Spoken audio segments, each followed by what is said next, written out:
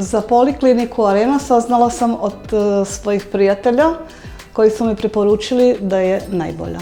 Zato sam se odlučila doći ovdje.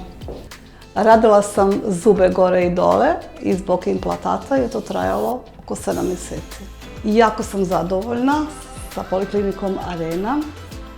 Prvi susret sa recepcijom je bio top.